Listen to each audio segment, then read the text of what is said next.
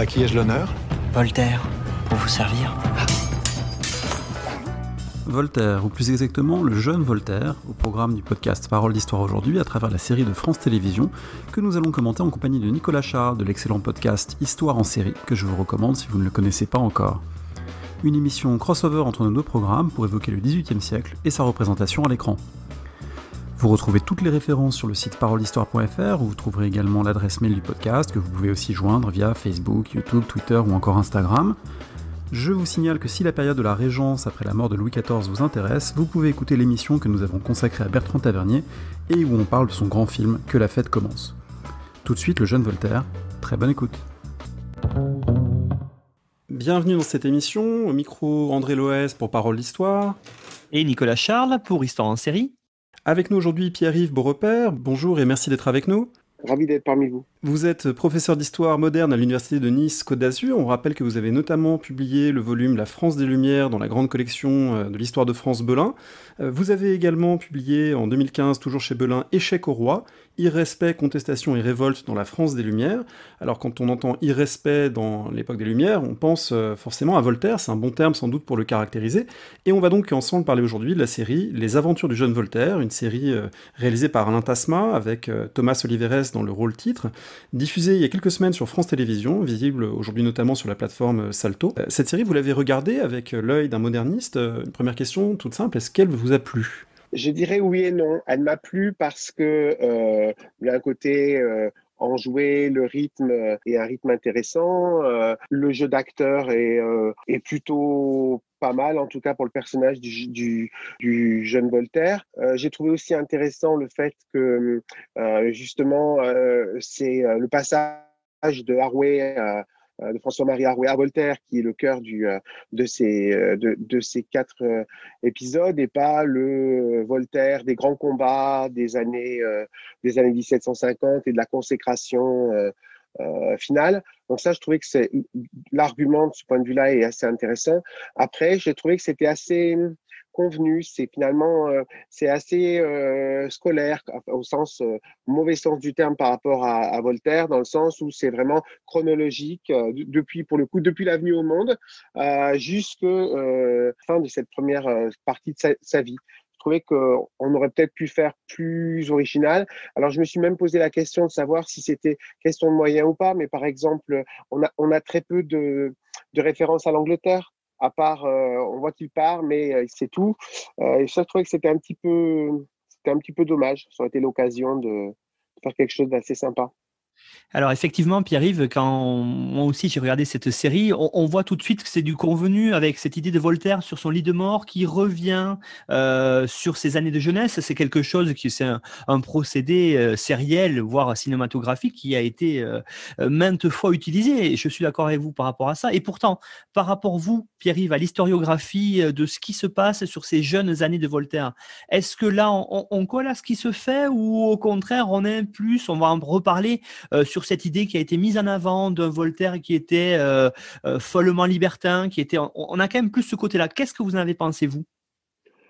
Moi, j'ai trouvé qu'il n'y a pas d'erreur. Il n'y a pas d'erreur spécifique. En même temps, c'est une série. On la regarde pas, même quand on est en histoire, on la regarde pas en disant la distribution des bons et des mauvais points. Ah là ça va, là ça va pas. Sinon, dans ce cas-là, enfin moi j'aime les séries, donc dans ce cas-là, je regarde autre chose ou je regarde un documentaire. Mais donc je trouve qu'il n'y a pas d'erreur. Il n'y a pas d'erreur manifeste. C'est assez intéressant pour voir le rôle, par exemple, de la cour de Sceaux avec la duchesse du Maine, le fait qu'effectivement, c'est elle qui est à la manœuvre dans l'opposition au régent. Ça, c'est pas mal vu. Le rôle aussi d'une jeune plume, parce qu'en fait, c'est ça qu'on attend, hein, la plume qui va alimenter en libelle, même si on n'est pas toujours sûr de l'authentification. On le voit bien dans la série. Ça, je trouve ça, c'est pas mal. Le côté libertinage aussi, sachant qu'en même temps, ça risque aussi, même si là encore, c'est pas un documentaire, mais de se tromper un peu sur la signification d'être libertin au XVIIIe siècle par rapport à ce que ça peut signifier vraiment dans la période dans laquelle naît Voltaire, la toute fin du XVIIe siècle, et puis ce début du XVIIIe siècle. On en a fait quelque chose qui est assez vague, flou, libertin, alors que il y a eu pour le coup beaucoup de travaux. C'est un sens très, très, très particulier, hein, avec des risques, bien évidemment, du coup, y compris politiques, physiques, judiciaires, très grands qui sont liés à ça. Et ça, manifestement, on a pris le côté un peu léger du libertinage attribué à Voltaire plutôt que ça. Ça, c'est là où je suis un peu moins l'argument. Alors c'est vrai que la série a tendance à renvoyer le libertinage presque purement du côté de la sexualité et presque de la débauche, et c'est vrai que c'est très réducteur. Avant de devenir ce personnage montré comme libertin, avec des guillemets, on a un premier épisode assez intéressant dans lequel on montre l'éducation reçue par le jeune Voltaire. Moi, ça fait partie des choses qui m'ont les plus intéressées, de voir cet internat du collège Louis-le-Grand, du collège des Jésuites, et puis la place du latin dans l'enseignement, et c'est évidemment quelque chose qui vise à montrer que Voltaire est un jeune élève très brillant, déjà plus brillant que ses condisciples, mais en même temps qui est aussi le produit d'un moule éducatif qui est celui de son époque. Qu'est-ce que vous avez pensé de ces passages ? Alors, je suis tout à fait d'accord avec vous, André. C'est parmi ce qui m'a le plus intéressé dans la série. C'est vrai que la facture est assez classique, là aussi, mais c'est bien vu. C'est bien vu, la dimension d'internat, le fait qu'effectivement, au collège, on rencontre, jésuite, on rencontre des gens qui ne sont pas de sa condition. Et ça, c'est caractéristique. Là, on le voit très bien avec le duc de Richelieu. On aurait pu le dire aussi avec Bernice, par exemple, pour d'autres figures contemporaines de Voltaire, comme Diderot. Et moi, je trouve que ça, c'est bien vu. Ça, c'est bien vu, à la fois la proximité on rentre tôt au collège, hein, donc entre enfance et adolescence. Puis là, après, forcément, parce que la série s'accélère, on passe à l'entrée entre adolescence et l'entrée dans l'âge adulte. Mais j'ai trouvé que ça, c'était bien vu. Et surtout, quand on pense à tous les débats et les polémiques autour non seulement de la suppression des jésuites, hein, mais sur l'enseignement jésuite lui-même au XVIIIe siècle. Et on sait bien que la position de Voltaire, elle est assez contrastée parce qu'il est resté très attaché à ses maîtres jésuites, à l'enseignement qu'il avait reçu, par exemple le père Poré, etc. Il l'a toujours dit, et en même temps, on voit bien le côté qui peut être pour un esprit libre ou volontiers frondeur. Il y a quand même la chape de plomb, l'emprise qui est là, et et dans la série, finalement, elle est manifestée moins par le père, qui est plutôt, on voit bien que c'est le potentiel de son fils, en même temps, les libertés que prend son fils avec son siècle lui font peur. Puis c'est un homme d'ordre, il est notaire, etc. On voit bien que c'est plus son frère. Le conflit se fait avec son frère, même s'il est présenté de manière vraiment un peu caricaturale. Le pauvre n'a pas beaucoup de chance, hein, le frère aîné. Et effectivement, l'enseignant, l'insistance mise sur le châtiment corporel, toutes choses dont on discute, bien évidemment, à propos de l'éducation au XVIIIe siècle. Donc ça, j'ai trouvé que c'est assez intéressant, c'est assez bien vu. Alors, vous évoquiez à l'instant, Pierre-Yves, la famille de Voltaire, notamment son père et son frère. On les voit dans la série, on voit bien son frère qui jalouse on va dire le génie déjà voltairien, le génie qui est en devenir, et puis son père qui a peur. Vous l'avez dit, hein, c'est un notaire qui a peur de Voltaire, qui veut se rapprocher de cette catégorie supérieure de la population. On peut dire, qu'est-ce que vous pensez de ça, vous, par rapport justement à sa famille et puis à la trajectoire qui va s'en suivre après? Ben, moi, je trouve que la figure de son père est intéressante parce qu'on n'est pas simplement dans le fait, certes, dans la série, on le voit, je t'achète une charge de notaire, etc. On n'est pas simplement dans l'image la bourgeoisie d'Ancien Régime qui cherche à se pérenniser, etc., à avoir des protecteurs parmi la noblesse. C'est un peu ce qu'on voit dedans. Mais on voit quand même que c'est quelqu'un qui est conscient, comme ses maîtres, hein, d'ailleurs, hein, c'est ce que disait André en disant qu'il était brillant. Et, tout le monde est conscient de son extraordinaire potentiel. Ça, c'est une réalité. Et en même temps, je pense qu'il a plus peur, pas tellement pour la réputation de la famille, mais il a peur pour Voltaire lui-même, hein, pour Arouet lui-même, Arouet fils lui-même, en disant de toute façon, pour un bon mot, et c'est en ça qu'il respire, c'est vraiment intéressant, parce que c'est vraiment caractéristique du siècle, pour un bon mot, on peut aller, même si on est puissant, ce qui n'est pas leur cas, on peut aller à la Bastille, on peut être disgracié, et il a très vite compris que de toute façon, son fils, ça sera plus fort que lui. C'est-à-dire que ce bon mot, il le dira. Et je pense que dans la volonté aussi, quand il cherche à l'éloigner en l'envoyant aux Provinces-Unies, aux actuels Pays-Bas, il y a aussi cette dimension-là. Après tout, c'est parce que dans sa clientèle, il y a des gens puissants auprès de qui il peut intervenir, parce que sinon, il n'y a aucune raison que son fils puisse partir là-bas. Donc je pense que c'est plutôt ça. C'est intéressant le côté, le père un peu désemparé. Parce que d'un côté, il ne voudrait pas brider le potentiel du fils, et puis de l'autre, il se rend bien compte qu'à un moment donné, ça va se retourner contre lui. On le voit très bien aussi quand il discute avec le directeur du collège. Il lui dit, mais certes, il est proche de jeunes aristocrates, etc., mais il ne faut pas qu'il oublie qu'il n'est pas du tout de leur monde. Et ça, on a de très nombreux témoignages dans les correspondances du début du XVIIIe siècle d'amitié. Je parlais par exemple pour Bernice tout à l'heure, et puis à un moment donné, on se rend compte que ah oui, mais quand même, on a beau avoir fréquenté les mêmes bancs d'école, etc. Oui, à un moment donné, la pression sociale revient. Hein. Et ça, c'est pas une question de naïveté, ça existe vraiment. Hein. Une aristocrate comme la comtesse de Boufflers, à un moment donné, elle a cru qu'elle pourrait épouser Gustave III de Suède. Donc, vous voyez, vous êtes aristocrate et puis vous trompez. Et puis, à un moment, tout le monde lui dit, non, non, mais n'oublie pas, t'as beau être comtesse, lui, il est roi. Et là, on a un peu le même type de phénomène quand parfois il aimerait être protégé jusqu'au bout et on lui dit, non, non, mais attendez, qui êtes-vous pour... Voilà. Et je trouve que ça, c'est assez bien vu. C'est pas très caricatural comme approche, alors que ça pourrait l'être. Cette question de la place de Arouet-Voltaire, elle a un écho direct dans sa trajectoire personnelle qui est son changement de nom, et un écho qui n'est pas complètement présent dans la série parce que Voltaire a dit par la suite que son père biologique n'était pas son vrai père, qu'il serait descendu d'un gentilhomme. C'est quelque chose, c'est un ressort que la série aurait pu exploiter finalement. Alors peut-être pour des raisons de complexité narrative, ils n'ont pas voulu jouer là-dessus, et donc son père est montré de façon vraiment limpide comme étant son propre père. On joue pas sur ce questionnement qui, semble-t-il, était celui de Voltaire, mais en revanche, on met en avant, ce qui est évidemment capital, c'est ce changement de nom qui le conduit à renier le nom paternel et à s'inventer un nom qui est presque un nom aristocratique, puisque par moment on entend Monsieur de Voltaire, donc là c'est quelque chose qui est une manière de se réinventer, de réinventer une place sociale. Ah oui, ça tout à fait. Je pense que c'est absolument essentiel pour lui. Et finalement, ça va à la fois le poursuivre et l'accompagner jusqu'à la fin de sa vie, et pas simplement lorsqu'il est à Ferney, quand pour le coup, là où il joue l'hôte, etc., aristocratique qui accueille. Quand on le surnomme l'aubergiste de l'Europe, mais je pense qu'il y a une trame qui va effectivement jusqu'à l'origine comme ça, et le fait que pour lui, l'image de devenir notaire, par exemple, c'est absolument impossible parce qu'il voit quand même, sans faire d'anachronisme, il voit quand même la plume, d'où les candidatures à l'Académie française, etc., comme un moyen de s'échapper vers le haut de sa condition. Et finalement, ça marchera en partie. Voltaire, avec l'âge, devient prudent, et donc il peut à la fois justement, il le fait souvent ça, envoyer plusieurs ballons. Il utilise l'image comme ballon, on pourrait le faire en météo, pour tester un texte.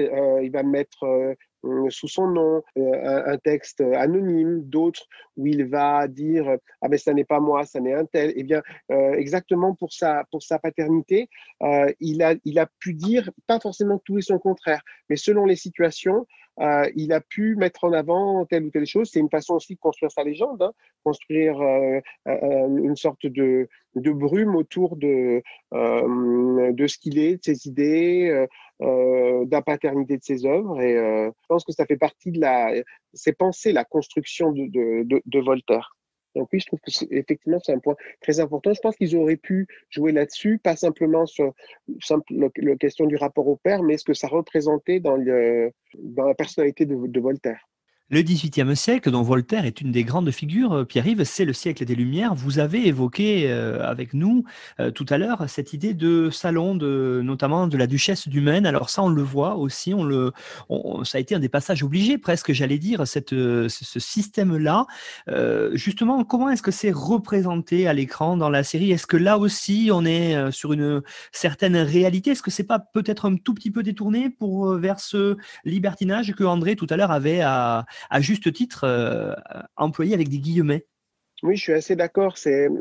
Bon, à la fois, ça me semble nécessaire de présenter, enfin, plus que salon, c'est même une cour, hein, c'est la cour de Sceaux, c'est la volonté qu'elle a, et on le voit pour le coup même dans la série, de rappeler sa naissance. Et ce que lui renvoie, on oublie toujours, hein, quand on parle, parce que le régent, souvent le caricature aussi, hein, le régent renvoyant au duc du Maine, lui, dire, mais après tout, mon cher cousin, vous n'êtes qu'un bâtard. Hein, donc, pour elle, ça a été une alliance compliquée, hein, la duchesse du Maine avec le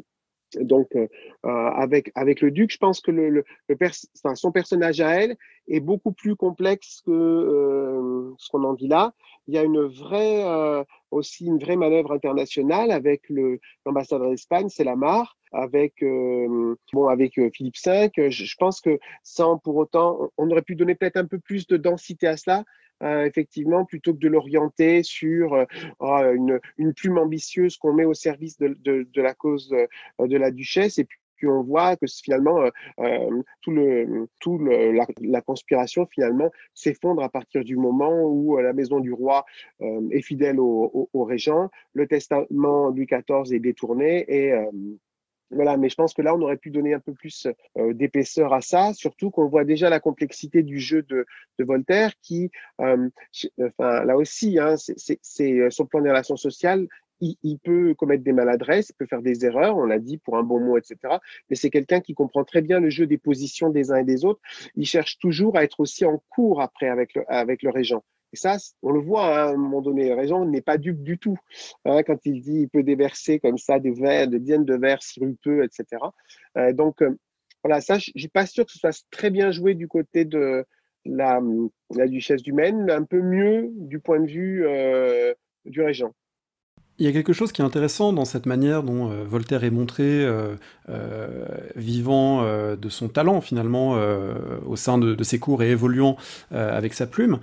C'est aussi la construction de son propre statut par sa célébrité. Et là, on pense par exemple au livre d'Antoine Lilti sur la construction de la célébrité au XVIIIe et début XIXe. Le fait qu'il se rend presque indispensable et il acquiert presque une immunité par sa plume. On peut l'embastiller, mais ça devient, on voit bien que dans la série, il y a un moment où ça devient difficile de l'éliminer physiquement, purement et simplement, parce qu'il est déjà quelqu'un, il est déjà Monsieur Arouet, puis Voltaire, et du coup, cette célébrité qu'il conquiert dans le monde des lettres et le monde des cours, presque le protège, même s'il pourra toujours avoir des déconvenus, mais pas aussi grave, peut-être, que s'il était anonyme. Oui, tout à fait. Ça, c'est un paradoxe qui est assez intéressant.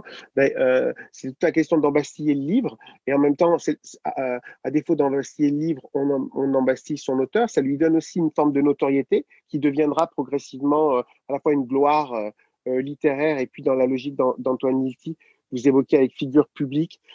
Donc, une véritable célébrité, c'est-à-dire quelqu'un qui a son fan club dont on s'arrache. Hein, les symboles, les images, etc. C'est ça que représente la célébrité dans l'idée d'Antoine Lilti. Et donc là, on est au début de cette construction-là. Hein, puisqu'après tout, il est presque panthéonisé de son vivant. Hein, et ensuite, bien évidemment, la translation sera vraiment pendant la Révolution, mais son retour quelques semaines avant sa mort en 78, c'est vraiment ça. C'est une sorte de panthéonisation avant l'heure.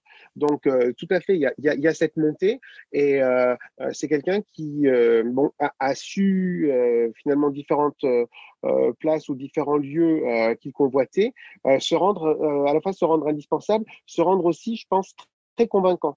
C'est-à-dire que et ça on le voit dans tous ses combats, hein, y compris ceux pour lesquels il n'était pas forcément très partant au début, c'est que quand il s'engage pleinement, très fortement, et il a quand même une capacité à obtenir des soutiens, à obtenir non seulement des soutiens tactiques, mais aussi des engagements qui deviendront des engagements en termes d'amitié très forte. On voit bien avec le jeune duc de Richelieu, là, qui, comme il a une longévité extraordinaire, du coup, est présent une très grande partie de la vie de Voltaire. Je pense que ça joue énormément dans le fait qu'à la fois il a du talent, il sait l'utiliser, mais il sait aussi créer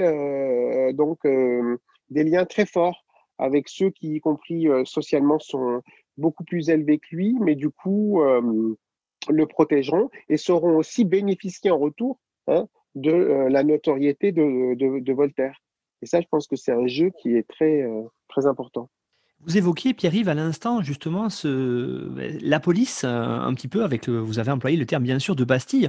On voit, à travers cette série-là, j'allais dire, ce jeu de chat et la souris entre le pouvoir et la répression, les idées nouvelles. On voit que Voltaire est en plein milieu. Il a été, là aussi, obligé de s'exiler. Il a été embastillé. Alors, comment ça fonctionnait? Comment ça apparaît à l'écran avec ce système, bien sûr, des mouches, des provocateurs, notamment? Est-ce que, là aussi, on a représenté cela, j'allais dire, de façon telle que c'est dans les textes, ou au contraire, peut-être, on a un peu joué autour de la personnalité de Voltaire à l'écran du jeune Voltaire? Oui, moi sur la police, effectivement, est très présente à travers le lieutenant de police de Paris. On voit la proximité qu'il peut avoir avec le régent, par exemple, avec l'inspecteur, le provocateur, la mouche, les hommes du guet à Paris. Donc ça, c'est assez bien vu, mais en même temps, la complexité n'est pas assez rendue, je trouve, parce que il y a simplement l'idée de le contrôler, on voit le début de son dossier, etc. Alors que ce qui est très intéressant, c'est que, alors même si on est au début de sa vie là, c'est que ce monde-là, effectivement, comme vous le dites, Nicolas, s'interpénètre complètement, hein. C'est-à-dire qu'il faut savoir que certains informateurs de la police sont eux-mêmes aussi des plumes. De la même façon qu'à l'époque, un censeur cherche aussi à être publié. Et ça, Voltaire le fera tout le long de sa vie, parfois de renseigner de renseigner ou de tenir la plume de certains censeurs. Voilà, donc c'est pas, je trouve que il n'y a pas assez de complexité là. Il y a simplement l'idée ou si on n'arrive pas à le neutraliser de telle ou telle manière, eh bien, il faut ou se l'attacher ou le neutraliser, alors qu'on est toujours dans le monde de l'entre-deux. Au XVIIIe siècle, quand on est dans le monde de l'imprimerie et de la librairie, parce que précisément, les intérêts sont complexes, sont croisés. Parfois, on a aussi des lieutenants généraux de police qui peuvent être relativement ouverts selon la période, des commissaires de police au Châtelet qui n'auront pas la même attitude que tel ou tel inspecteur en charge de la librairie. Voilà. Donc je trouve que peut-être parce que le nombre de personnages est limité, mais c'est un petit peu réducteur. Et qu'on a l'impression, quand je disais du côté scolaire tout à l'heure, c'était, en fait, on veut un peu cocher toutes les cases, c'est-à-dire la lettre de cachet, le lieutenant qui fait son rapport au régent, l'inspecteur qui, on le voit ouvrir vous ouvrirez un dossier au nom de Voltaire. Voilà, mais on aurait pu d'une manière ou d'une autre, enfin pas en faire lire, mais voyez le faire évoquer dans une correspondance, parce qu'il y a ces dossiers sont très intéressants, hein, de la librairie. Ils sont connus, il y a des fiches descriptives, etc. Donc je pense que ça, on aurait pu donner un peu plus de chair à tout ça. Cette place des textes et des écrits dans les rapports de pouvoir, c'est quelque chose qui donc est vu de manière un peu binaire avec ces figures de policiers face aux auteurs, mais qui renvoie quand même à quelque chose qui est très fort sous l'Ancien Régime, depuis la Ligue, en passant par la Fronde jusqu'à la Révolution. C'est finalement le rôle de l'imprimé, le rôle des pamphlets, le rôle des brochures, le rôle des vers critiques et des vers satiriques dans la construction de la légitimité ou au contraire la critique du pouvoir. Donc là on voit des puissants, en particulier le régent, qui se préoccupent de leur image, qui se préoccupent des vers qu'on fait sur eux, et c'est quelque chose qui influe véritablement. Le champ littéraire et le champ du pouvoir, en fait, ne sont pas autonomes, sont complètement entremêlés à cette période. Ah oui, alors tout à fait. C'est même absolument central. Moi, je pense que c'est un des thèmes qui fait le plus l'unité du XVIIIe siècle, vraiment du début jusqu'à la fin, même des 2 dernières décennies, trois décennies du règne de Louis XIV jusqu'à la Révolution. Et là, pour le coup, on essaye de le montrer dans la série, même avec la matérialité des objets. Hein. On voit le libelle imprimé. On dit non, non, pas du tout, ça n'est pas de moi, etc. Finalement, on a des doutes. Donc ça, c'est aussi intéressant. Parce que d'abord, il y a une sorte d'appel d'air pendant la Régence, hein, avec énormément de publications qui se font parce que beaucoup de choses étaient vraiment impossibles à la fin du règne de Louis XIV. Et là, pendant les premières années, le font. Après, le régent réorganise tout ça, etc. Mais il y a quand même un phénomène de respiration. Hein, et là, il s'engouffre.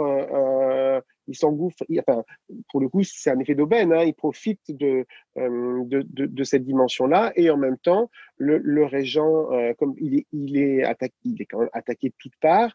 À la fois, c'est un homme d'autorité, c'est un homme très intelligent. Et il sait que l'image compte. Son image est en France et aussi vis-à-vis de l'étranger parce qu'il est en train de redessiner complètement les alliances en Europe. Et Voltaire, finalement, il vient un peu interférer avec toutes ces dimensions-là. On l'a vu pour l'Espagne, on le voit aussi avec l'Angleterre, mais aussi le fait que le régent, certes, il est tout à fait dans sa fonction de régent, mais en même temps, il n'oublie pas que lui aussi, il a des droits à la couronne. Hein, il descend de Louis XIII et que si jamais le jeune roi venait à mourir, il y a toujours ça qui est présent. Hein. Louis XV est né en 1710. Bien évidemment, ces droits seraient vraiment au cœur de la problématique, non seulement française, mais européenne, et que pour le coup, il a tout intérêt à tisser d'autres alliances que l'alliance espagnole, puisque dans ce cas-là, Philippe V, qui a officiellement renoncé, en fait, pas du tout, en réalité pas du tout, pourrait revenir sur la scène en disant mais le petit-fils de Louis XIV, c'est moi, etc. Et donc, je pense qu'on ne peut pas distinguer effectivement les enjeux de politique intérieure, les enjeux de politique extérieure à ce moment-là, parce qu'il y a vraiment on rebat complètement toutes les cartes. Hein, et que du coup, tous ces sujets peuvent être pris soit séparément, soit ensemble par les libelles et l'ensemble au-delà de tout ce qui va faire la caractéristique du XVIIIe siècle, vu par Danton, par exemple, la bohème littéraire et le jeu permanent entre sexe, pouvoir, ambition, rumeur. Tout ça, on a une sorte de concentré de cela entre les 1715-1723. Finalement, c'est au moment où lui fait son apprentissage de la vie littéraire publique. Donc, il tombe à un moment très risqué, mais un très bon moment pour que ses talents, justement, éclosent.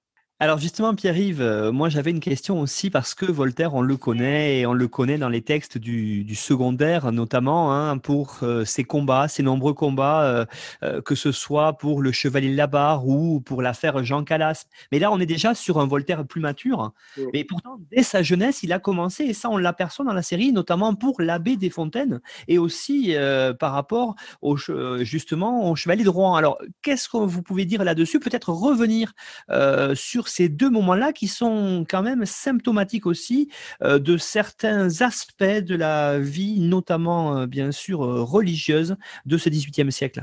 Oui, alors je pense que ça, c'est intéressant parce que dans la série, précisément, puisqu'elle est consacrée au jeune Voltaire, on n'a pas les combats de la maturité et on pense, parce que naturellement, on voit Calas, Sirven, le Chevalier de la Barre et quelques autres, mais surtout celle-là, alors qu'ici, on a l'occasion de voir finalement les premiers combats du jeune Voltaire. Alors, moi, je trouve que la perche est quand même un peu trop visible. Hein, on a l'impression parfois que c'est le Voltaire d'après qui est déjà en train de parler à travers la bouche de l'acteur ou sa plume.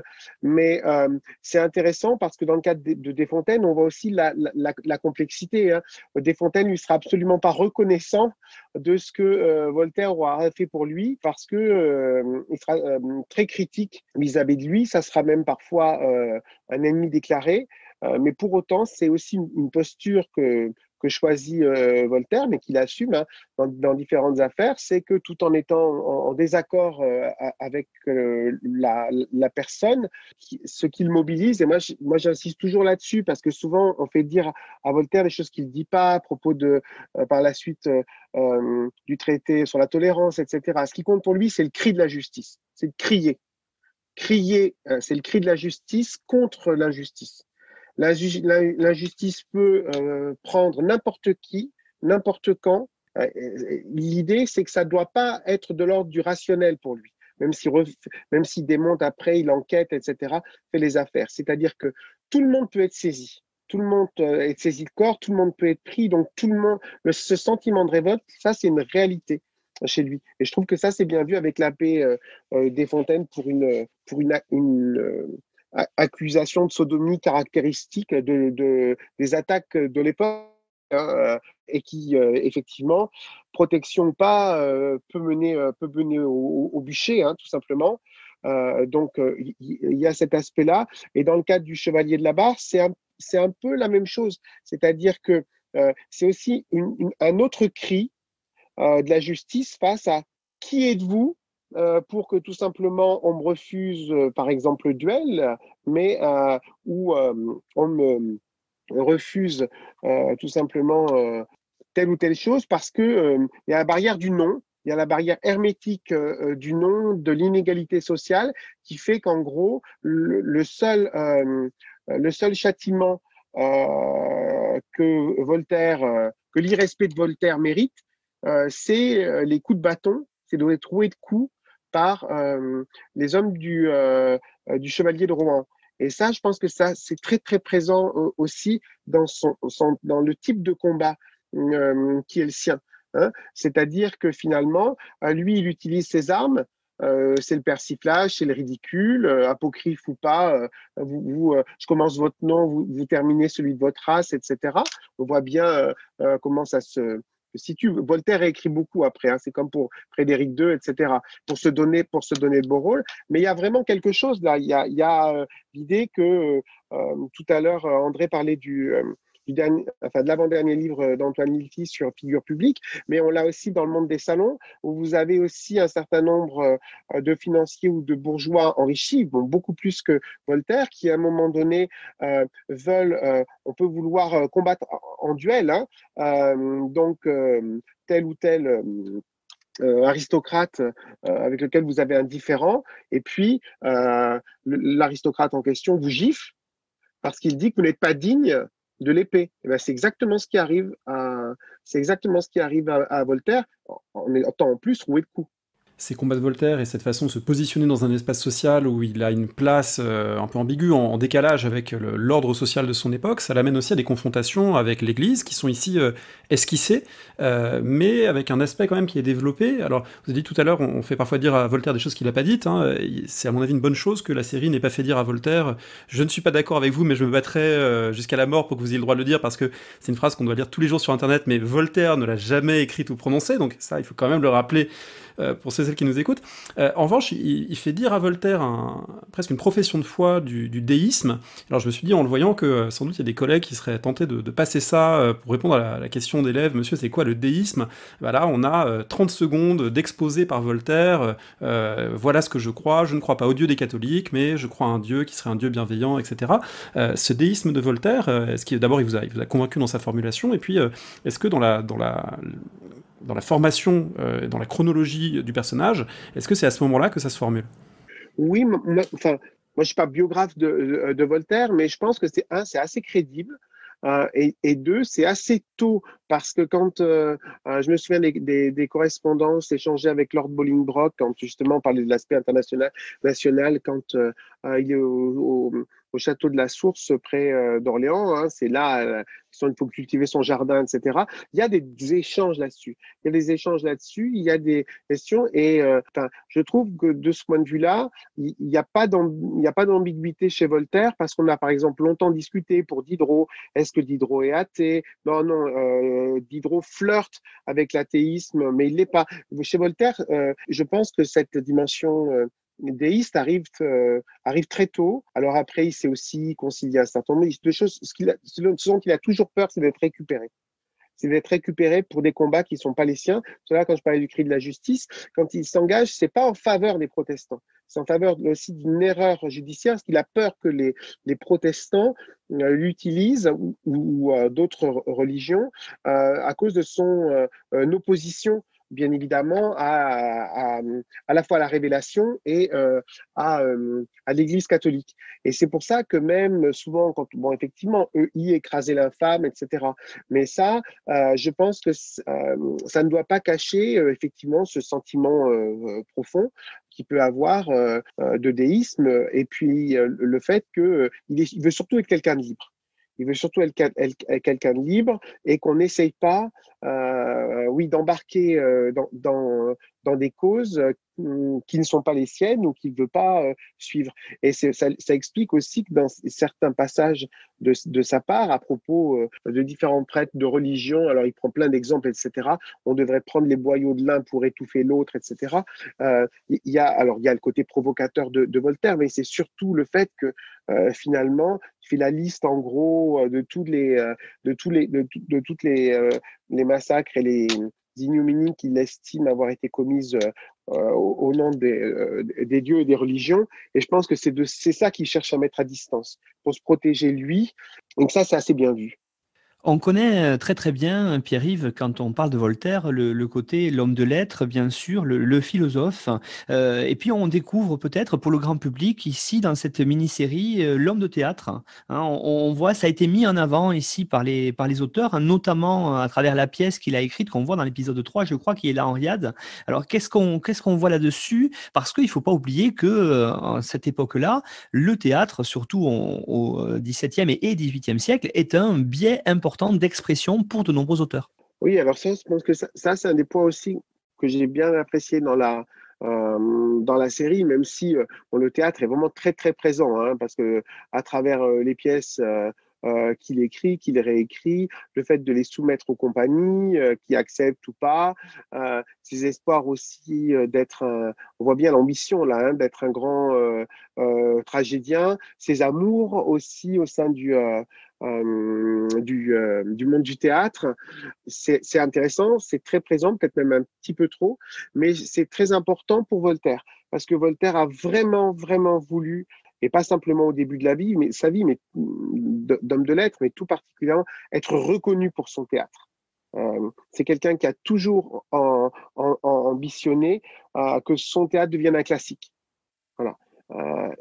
Ça, c'est important parce qu'effectivement, nous, c'est pas pour ça qu'on le retient et on le voit plus, y compris avec donc son dictionnaire philosophique, on le voit plus comme un essayiste, hein, aujourd'hui, mais là, vraiment, le théâtre est extrêmement important pour lui, l'Henriade tout particulièrement, et puis aussi parce que il est dans la logique. Je disais qu'il comprenait très bien le fonctionnement social de son époque. Il rêve de devenir historiographe du roi. Il voudrait être à l'Académie. Il veut aussi ferrailler contre d'autres auteurs qu'il estime moins brillants que lui. Le théâtre, c'est vraiment quelque chose d'absolument essentiel pour lui. Et on parlait du duc de Richelieu, hein, comme il est premier gentilhomme de la Chambre, il a un rôle direct sur l'organisation du théâtre. C'est quelqu'un qui suit vraiment ce qui se fait sur l'actualité, sur la scène théâtrale et dans l'actualité des théâtres, aussi bien en France qu'en Europe. Il y a tout le débat, par exemple, sur le théâtre de Shakespeare, etc. C'est quelqu'un qui est très au fait. C'est vraiment un homme de théâtre, Voltaire. Un homme de théâtre qui a pour rival, c'est dit un moment dans la série Crébillon, Crébillon père, Crébillon dont le fils sera l'une des grandes figures du monde libertin. Alors ce libertinage, on l'a évoqué à un moment, est-ce qu'on peut le cerner plus précisément, peut-être que ne le fait la série, pour montrer à la fois ce qui correspond à des pratiques et à une façon de penser des libertins, et puis ce qui est peut-être tiré du côté d'une forme de sexualité débridée qui ne s'y résume pas.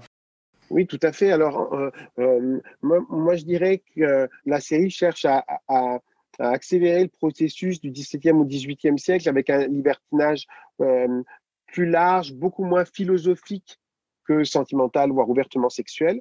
Et alors que l'héritage du XVIIe siècle, c'est vraiment un libertinage philosophique, une dimension libertaire, de confrontation à l'autorité, l'autorité morale, l'autorité religieuse, l'autorité sociale, l'autorité de la famille, par le biais, y compris de la sexualité, qui est une façon c'est un défi global à l'autorité. Être libertin au XVIIe siècle, et là on le tire vers finalement un des aspects, mais je pense que c'est un héritage très important, parce que le monde dans lequel il baigne à la fin bien sûr des années 1690, mais surtout aux années en gros 1700, à la fin des années 1720, il est encore très proche de cette dimension libertinage, libertaire de la charnière 17e, 18e siècle. Et c'est important pour comprendre dans quel environnement intellectuel, mais aussi de forme de sociabilité, de rencontre, Voltaire se situe. Et ça, bien évidemment, ça a considérablement changé par la suite, parce qu'il y a un effet de génération, je pense. Un effet de génération qui fait que justement ces générations-là ont disparu, et qu'ensuite il y a d'autres façons de défier l'autorité que simplement cet aspect-là. Voltaire est aussi amoureux. On découvre quelques-unes de ses amours dans cette mini-série, que ce soit Marguerite de Bernières, que ce soit bien sûr Adrienne Lecouvreur. Ce sont peut-être des femmes que l'on connaît moins quand on ne s'intéresse pas à Voltaire, par rapport à peut-être la figure un peu plus connue d'Émilie du Châtelet. Alors, qu'est-ce que là aussi la série nous permet de comprendre sur les relations que pouvait avoir Voltaire avec ces femmes-là en particulier? Oui, alors là, c'est un point intéressant, parce qu'effectivement, le couple sur lequel on insiste, c'est Voltaire et Émilie du Châtelet, puisque quand même, pour le coup, à la fois, elle aussi une aristocrate, elle est née Le Tonnelier, le Breteuil, on l'oublie souvent, et c'est son père, et puis c'est quelque part, bon, je me fie de l'appellation, mais pour faire simple, c'est quand même deux génies qui se rencontrent, c'est-à-dire que, et elle, Émilie du Châtelet, son père avait très vite compris qu'elle avait un talent scientifique hors norme, et du coup, c'est souvent à cause de la puissance des deux, et puis les idées de Newton en France, etc. Donc en fait, on vient souvent, il y a une réduction autour de ce couple-là, alors que là, c'est intéressant de le voir dans le monde dans lequel il fait ses premières armes, celui du théâtre, mais qui est un monde aussi où on a ses protecteurs. On le voit bien avec le duc de Sully, ou quand il est en exil donc aux portes de la Sologne, que c'est dans des espaces comme cela, un peu à l'écart de la vie de cour, il peut rencontrer ses premiers amours, soit avec des aristocrates, soit avec donc des femmes de théâtre. Ça me paraît intéressant, parce qu'en même temps qu'il y a la dimension de la découverte de la sexualité, etc., il y a surtout la découverte du fonctionnement de ce monde du théâtre, avec le fait d'obtenir non seulement qu'une pièce soit jouée, mais qu'ensuite elle continue à être jouée en fonction de la réception lors des premières représentations. En fait, avec elle, il fait tout cet apprentissage-là aussi, y compris de la trahison, de la déception amoureuse. Et donc, c'est un temps de la formation jeune Voltaire auquel on pense pas souvent, et c'est pas mal de le voir, parce que on voit quand même pas souvent Voltaire comme un grand séducteur. Certes, il y a donc l'épisode, dans toute biographie, il y a l'épisode absolu, enfin obligatoire, incontournable avec Émile du Châtelet, mais c'est plutôt le Voltaire de la fin de sa vie, quelqu'un qui s'est toujours plaint de son état de santé. On le voit à une occasion, mais c'est vraiment omniprésent dans ces dizaines de milliers de lettres, par exemple. Et là, ça donne un peu plus de vie, c'est le cas de le dire, au personnage. Avant de terminer, il faut sans doute mettre en parallèle cette série avec d'autres représentations filmées de la période. On pense évidemment pour la Régence au film de Bertrand Tavernier, Que la fête commence, il y en a d'autres, il y a aussi des films de Guitry. Comment vous placez cette série par rapport à la production filmée sur le début du XVIIIe ? Alors moi, je pense qu'elle participe d'un genre, je ne sais pas s'il est français ou pas, d'un goût pour le XVIIIe siècle. On pourrait aussi rapprocher de films sur où on voit aussi le côté, alors à la fin, pour la fin de la période, après tout, Beaumarchais est l'éditeur de la correspondance de Voltaire à Quelle, et quelque part, de ce point de vue-là, il est aussi un peu son héritier. Donc, le goût du cinéma ou des séries pour le XVIIIe siècle, les séries policières sur Paris, par exemple, autour de Nicolas Le Floch, etc. Donc, ça crée une forme de familiarité avec l'espace parisien du XVIIIe siècle ou de manière générale avec le XVIIIe, mais qui est parfois aussi un peu une fausse familiarité parce que euh, parfois on a l'impression que le décor ne change jamais, qu'on est toujours dans le même type de représentation. Là, j'ai trouvé bon, certes, il y avait aussi, ils ont été gênés à la fin par le début de la crise du Covid pour filmer à Chantilly, etc. Mais je pense que on peut faire on peut faire un petit peu plus original, y compris quand on reprend les tournures de phrases du 18e, etc. Mais on comprend aussi le fait que, à mon avis, ils veulent faire écho toute cette tradition de séries de création cinématographique autour du XVIIIe siècle. L'attention au décor, beaucoup de scènes en clair-obscur dans la série. Ça, c'est assez caractéristique de ce type de représentation. Et finalement, il y a relativement peu de scènes en extérieur, j'ai trouvé, alors que c'est quelque chose qui est très important pour Voltaire, même Voltaire jeune. Par rapport à notre thématique des séries, Pierre-Yves, on a une production anglo-saxonne qui est relativement importante sur l'époque moderne, hein. Je pense notamment à des séries très connues outre-Manche et d'ailleurs disponibles pour la plupart sur Netflix, comme Paul Dark, comme par Mm. exemple aussi Outlander, qui fonctionne bien. On a fait d'ailleurs avec Virginia Dan un épisode spécifique sur les États-Unis, mais il y a aussi sur les États-Unis d'autres séries qui permettent de connaître cette époque. Et puis en France, on est peut-être là-dessus beaucoup moins important, développé. On a une série qui est sortie sur Netflix, mêlant plus ou moins zombies avec la Révolution, hein, qui peut faire rigoler certains. Alors, on la situe où, cette série-là, qui est quand même, quand on la voit de prime abord, on va dire dans la tradition française des séries, un petit peu diffusées sur France 2. Comment vous situez tout ça? Et puis peut-être, pour aller plus loin, moi je ne connais pas toutes les séries, j'en regarde beaucoup, mais je ne connais pas tout. Je sais, Pierre-Yves, que vous adorez les séries, vous l'avez dit. Est-ce que vous auriez d'autres conseils sériphiles pour compléter sur l'époque? Ah, c'est un piège. J'aurais tendance à dire, il y a certains acteurs jouent bien, et c'est un peu convenu quand même. À part le choix d'avoir fait la première partie de la vie de Voltaire, une fois qu'on a dit ça, je trouve qu'on dit pas grand-chose, ça se résume pas grand-chose. On aurait très bien pu imaginer, moi j'ai assez vu comme on aurait pu imaginer un téléfilm, aussi production cinématographique typique euh, française. Il y a une ou deux décennies, un téléfilm sur les premières années, le jeune Voltaire, les premières années de Voltaire, etc. Voilà. Donc moi j'aurais plutôt vu comme ça, et ce qui fait qu'à un moment donné, je trouvais que le côté scansion très, ça se veut à la fois thème, mais aussi très chronologique. Je trouve que il n'y a pas beaucoup de prise de risque dans la série, et que euh, ça, c'est un petit peu dommage.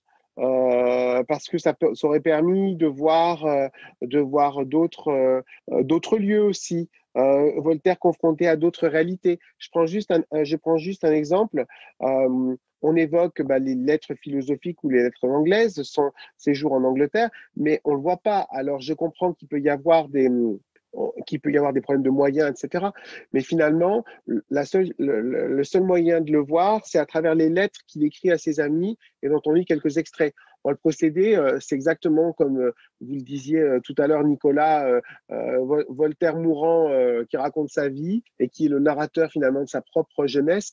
Euh, L'originalité, quand même, on a fait mieux, hein, de ce point de vue-là. Et je trouve ça, c'est un peu dommage. Voltaire aux Provinces-Unies, pour lui, c'est une révélation, parce que c'est quand même, donc on l'appelle à l'époque le magasin du monde, à cause, bien sûr, des compagnies de commerce, etc.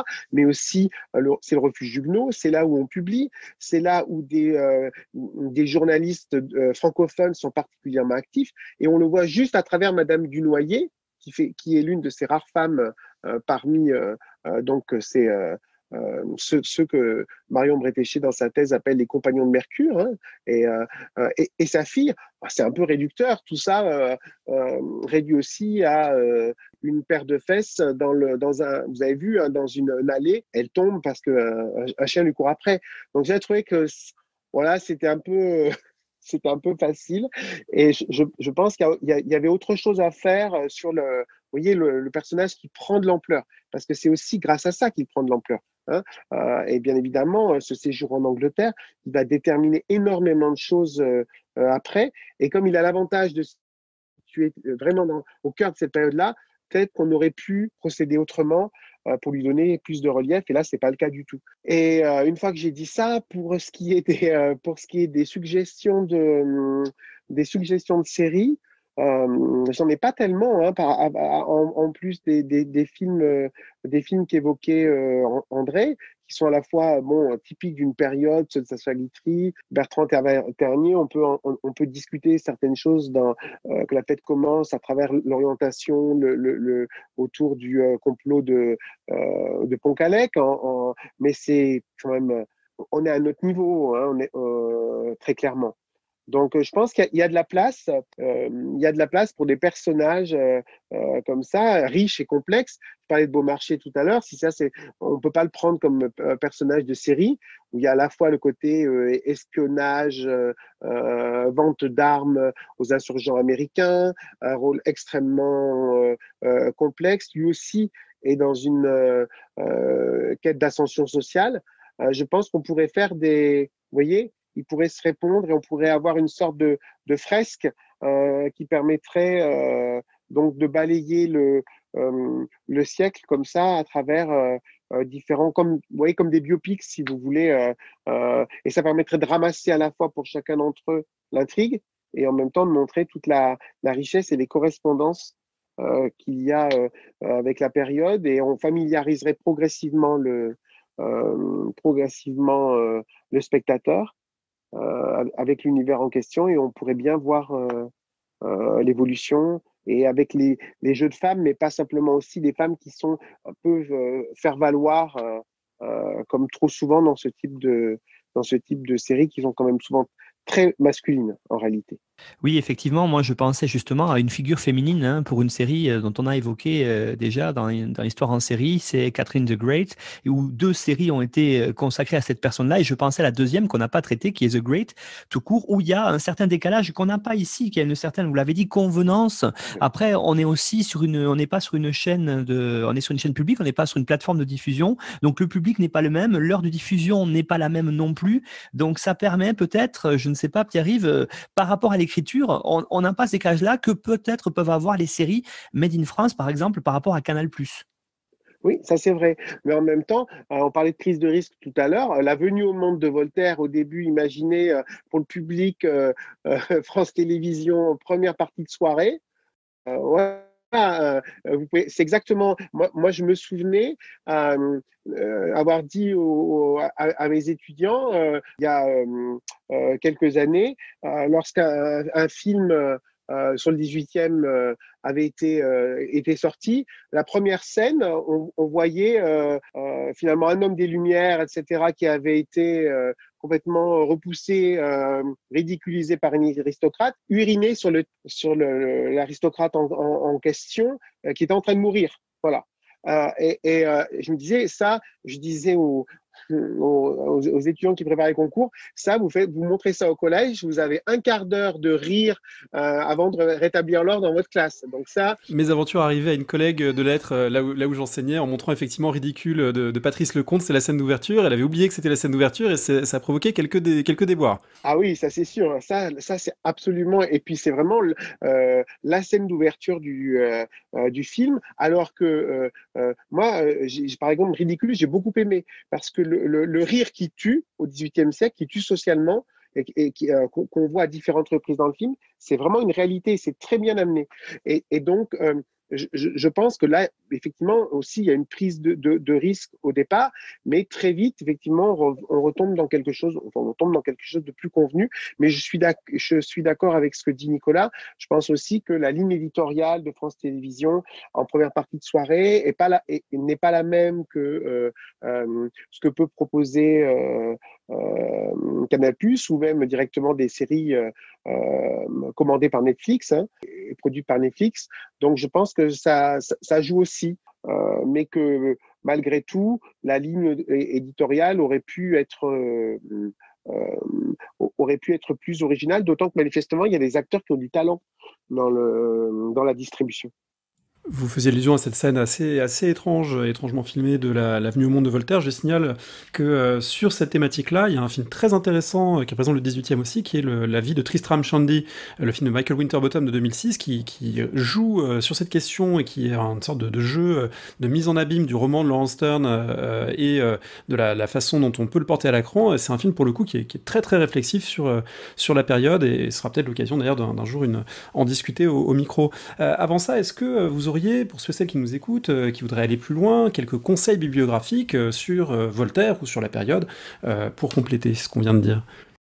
Alors, pour montrer que les modernistes sont ouverts, moi je trouve que la biographie de Pierre Mizard, qui est un contemporanéiste, chez Perrin, est très bien, parce que justement, c'est pas les 18e parlent aux 18e ou les voltairiens parlent aux voltairiens. On sait à quel point ils peuvent être divisés entre Ferney-Voltaire, Oxford pour certains, etc. Et je pense que celle-ci est intéressante parce qu'elle est facilement accessible, elle est construite de manière chronologique, mais en même temps, elle a beaucoup de nuances. Et donc, parmi l'océan de travaux sur Voltaire, c'est une de celles que je suggérerais. Pierre-Yves Beaurepaire, on vous remercie tous les deux avec André Loez d'avoir accepté de faire cette émission commune entre les podcasts Paroles d'Histoire et Histoire en série. Alors, comme pour toutes nos émissions, que ce soit pour André ou pour moi, vous retrouverez des indications bibliographiques sur nos sites respectifs, et vous pourrez aussi aller écouter d'autres émissions et rechercher d'autres émissions sur les 18e siècle. Je sais qu'André aussi en a fait d'autres, et moi aussi. Donc, on est sur une période qui a déjà été traitée par nos deux podcasts. Merci beaucoup pour cette intervention. Merci à André aussi d'avoir accepté de faire cette émission en commun. C'était vraiment un réel plaisir. Et je pense, André, que ce n'est que la première peut-être d'une série. Merci Nicolas, merci Pierre-Yves. Moi qui vous remercie très chaleureusement.